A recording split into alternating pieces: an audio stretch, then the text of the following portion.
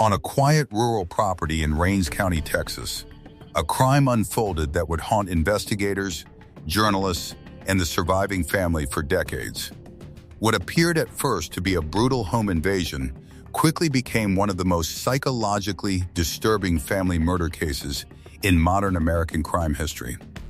At the center of it all was Erin Caffey, a 16-year-old girl whose involvement in the deaths of her mother and two younger brothers would ignite a debate that continues to this day.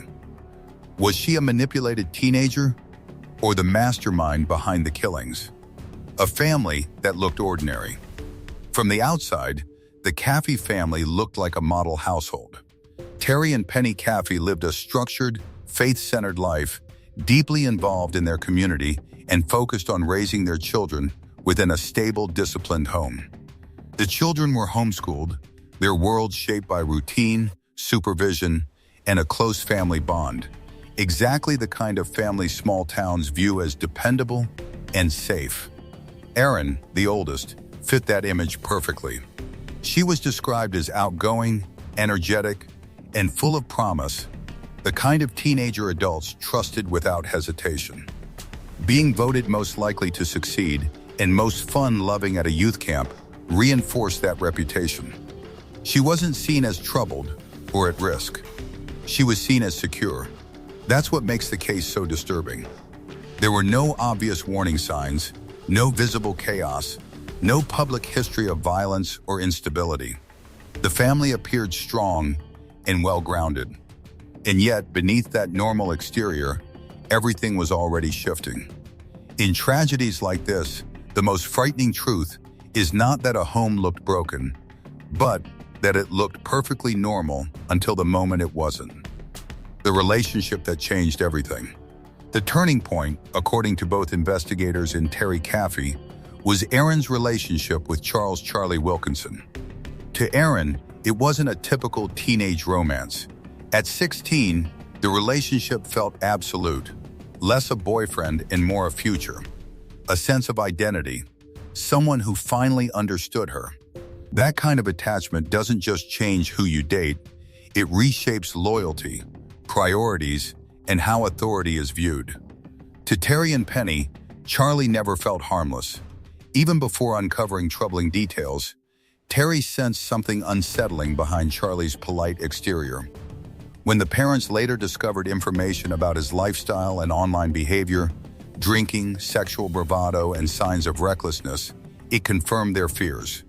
In a conservative, church-centered home, this wasn't normal rebellion.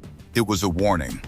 Believing they were protecting their daughter, Terry and Penny stepped in and demanded the relationship end. From their perspective, it was prevention, not punishment. But Erin experienced it as control and loss, while Charlie saw the family as the obstacle standing between him and what he wanted. The breakup shifted everything. Hurt turned into resentment, fixation, and increasingly dark conversations.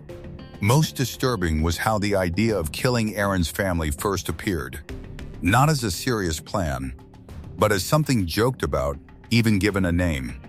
Repeated enough, the joke lost its shock. What once sounded unthinkable began to feel possible. That is how catastrophe crept in quietly, through normalization, not sudden madness. The night of the murders.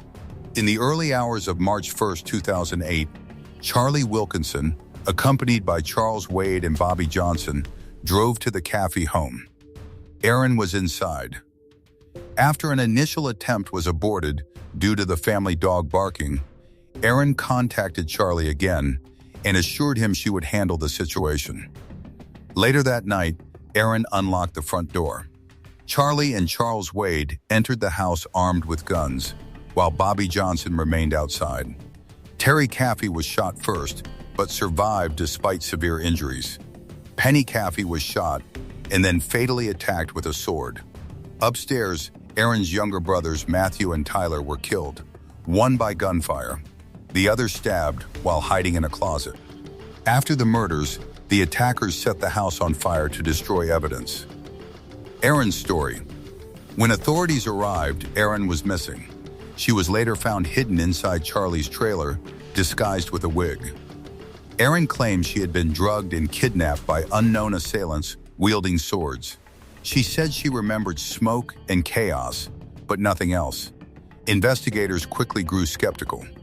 Medical examinations showed no drugs in her system.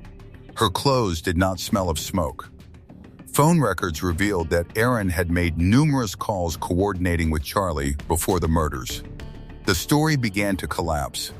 Conflicting accounts and a shattered father. Terry Caffey survived the attack and identified Charlie Wilkinson as one of the assailants. When police later informed him that Erin was implicated, the revelation nearly broke him.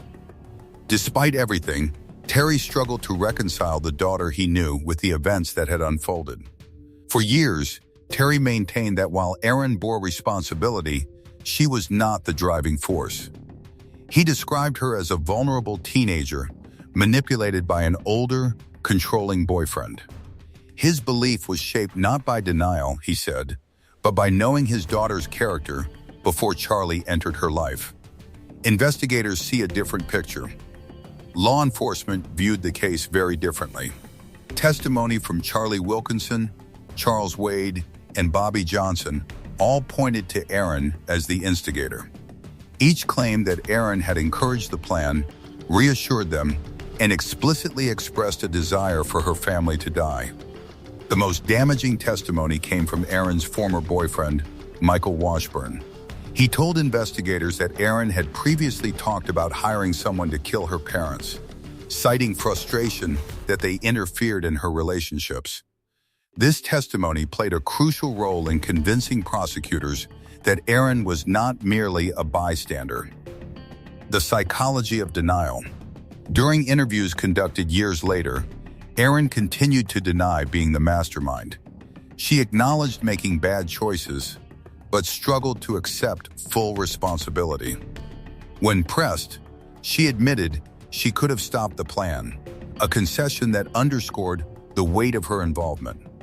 Experts who reviewed the case described Erin as someone capable of compartmentalizing guilt, presenting partial honesty while avoiding the most damaging admissions. Investigators noted that she appeared sincere up to a point, after which a psychological barrier emerged. A father's unconditional love. Perhaps the most extraordinary aspect of the case is Terry Caffey's forgiveness. Despite losing his wife and 2 sons, Terry continued to visit Erin in prison and maintain a relationship with her. He described unconditional love as a necessity for survival, not a denial of reality. Forgiving Erin, he said, was separate from excusing her actions.